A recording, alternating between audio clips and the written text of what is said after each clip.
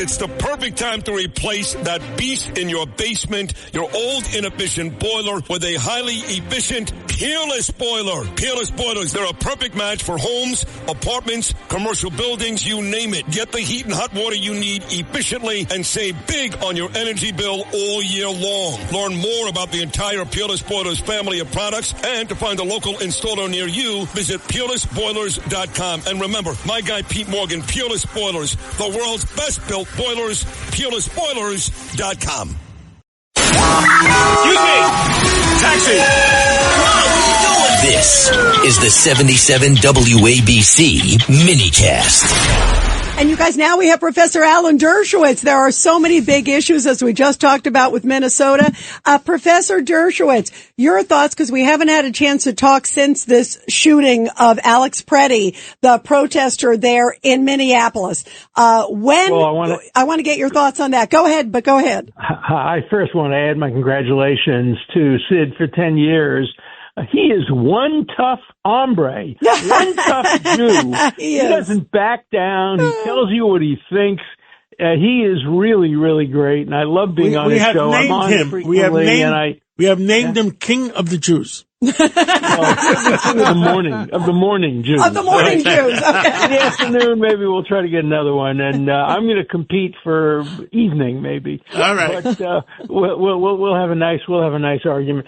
But look, what's going on in Minneapolis is a disaster for the country, and it's largely the fault of the governor, the attorney general, and the mayor of Minneapolis, who have incited people to go against ICE.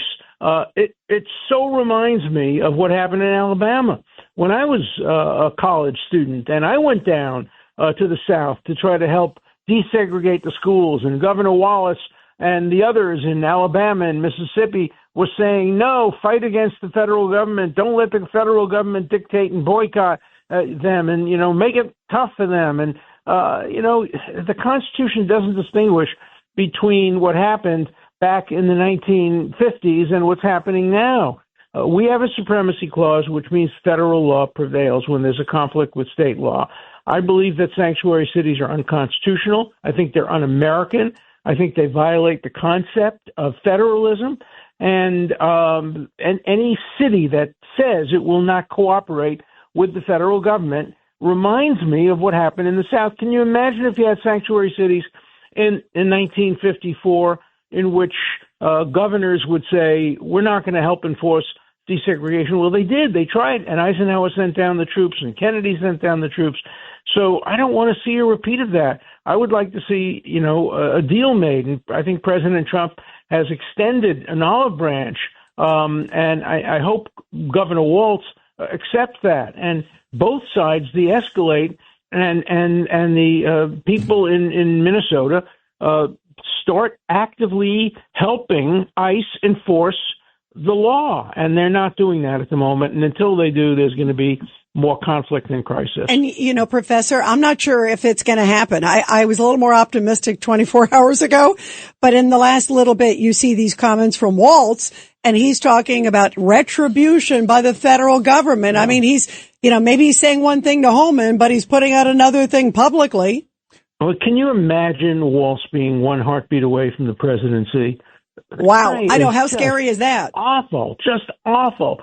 On the day before Holocaust Remembrance Day, he compares what's going on in Minneapolis to the Holocaust, and compares Anne Frank, who died and had to hide for years, to illegal aliens. I mean, Anne Frank was 14, 15 years old. She didn't do anything wrong.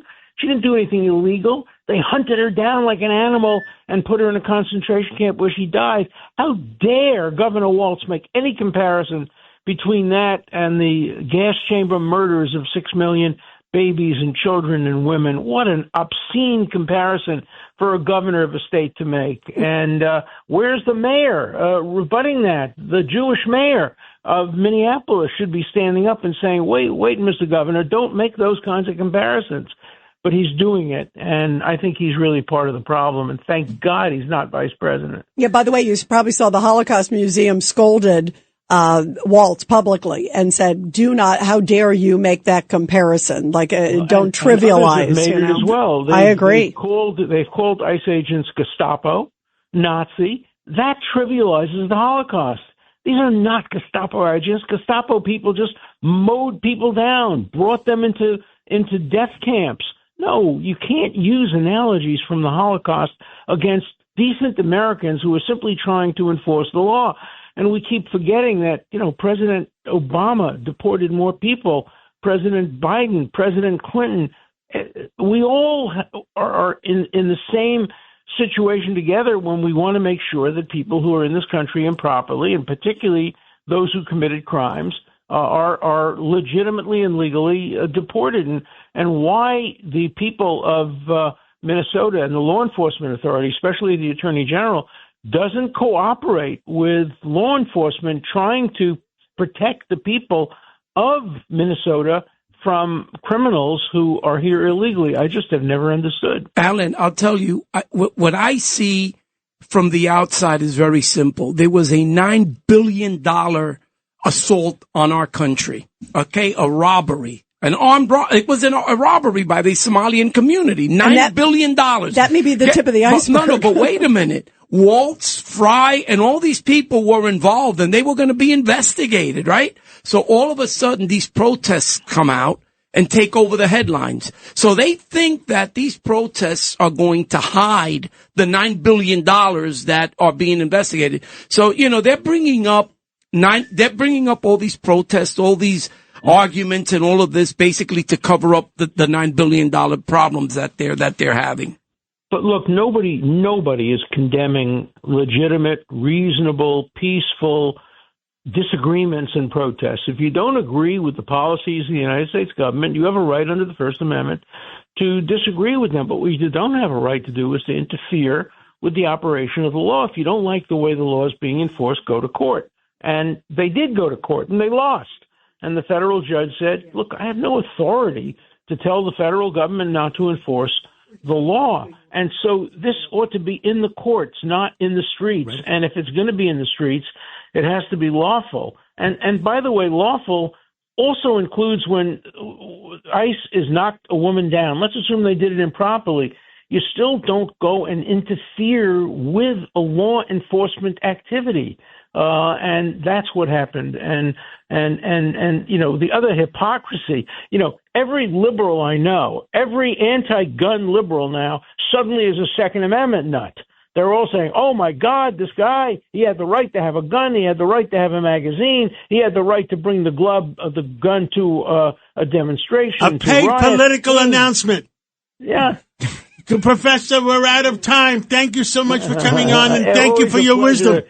Thank you so much for having me. It's the perfect time to replace that beast in your basement, your old inefficient boiler, with a highly efficient Peerless boiler. Peerless boilers, they're a perfect match for homes, apartments, commercial buildings, you name it. Get the heat and hot water you need efficiently and save big on your energy bill all year long. Learn more about the entire Peerless Boilers family of products, and to find a local installer near you, visit PeerlessBoilers.com. And remember, my guy Pete Morgan, Peerless Boilers, the world's best built boilers, PeerlessBoilers.com.